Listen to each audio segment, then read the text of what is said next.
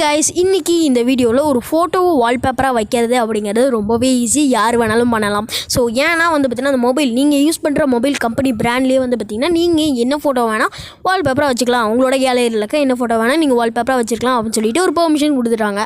ஆனால் நம்மளோட மொபைலில் வீடியோ பெர்மிஷன் இருக்கா இல்லை, அதாவது வீடியோஸை வால்பேப்பராக வச்சுக்க முடியுமா அப்படின்னு சொல்லி கேட்டிங்கன்னா கொஞ்சம் டவுட்டு தான். ஸோ இன்றைக்கி இந்த வீடியோவில் வீடியோவை எப்படி நம்மளை வால்பேப்பராக வைக்கிறது அப்படின்னு சொல்லி தான் பார்க்க போகிறோம். ஸோ இது 100% ஒர்க்கிங். ஸோ உங்களோட ஸ்க்ரீனில் பார்த்தீங்கன்னா தெரியும், நான் பார்த்தீங்கன்னா 100% பார்த்தீங்கன்னா ரியல் தான்.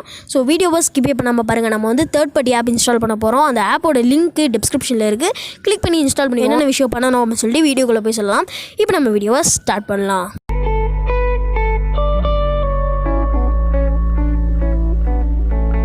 ஓகே, இந்த ஆப்போட பேர் பார்த்திங்கன்னா வீடியோ வால்பேப்பர். இந்த ஆப்பை பார்த்திங்கன்னா இப்போ நம்ம ஓப்பன் பண்ணலாம். ஆப் ஓப்பன் பண்ணோன்னே கேமரா வீடியோஸ் அப்படின்னு சொல்லிட்டு உங்களோட மொபைலில் எடுத்த வீடியோஸ்லாம் பார்த்திங்கன்னா வரும். கேமராவில் எடுத்த அங்கே 3 டாட் பட்டன் இருக்கும், அதை கிளிக் பண்ணி லோக்கல் வீடியோஸ் அப்படின்னு சொல்லிட்டு இருக்கும். அதை கிளிக் பண்ணிங்க அப்படின்னா உங்களோட டிவைஸில் இருக்க எல்லா வீடியோஸுமே வரும். ஸோ உங்களுக்கு தேவையான வீடியோஸை பார்த்திங்கன்னா எடுத்துக்கோங்க.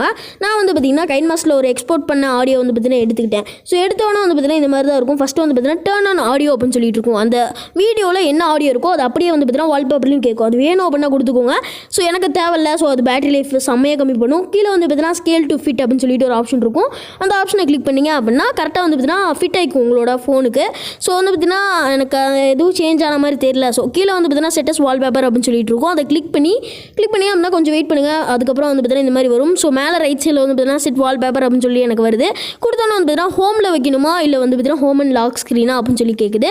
ஸோ நான் ஏதோ ஒன்று கொடுத்துக்கிறேன். ஸோ ஆப்ஷனை கொடுத்தோன்னே பார்த்தீங்கன்னா இப்போ என்னோட மொபைலில் பார்த்திங்கன்னா ப்ளே ஆக ஆரம்பிச்சிருச்சு வீடியோ. ஸோ அவ்வளோதான், சிம்பிள் டிப்ஸ் தான். ஸோ அதை இது பண்ணது மூலமாக பார்த்திங்கன்னா உங்களால் பார்த்திங்கன்னா சூப்பராக பார்த்திங்கன்னா வீடியோஸை வச்சுக்க முடியும். ஸோ இது முக்கியமான ஒரு விஷயத்த சொல்லிக்கிறேன். ஸோ இந்த ஆப் இப்போ நீங்கள் அன்இன்ஸ்டால் பண்ணீங்க அப்படின்னா இந்த இதை பார்த்திங்கன்னா போயிடும். ஸோ இந்த வீடியோ இருக்காது.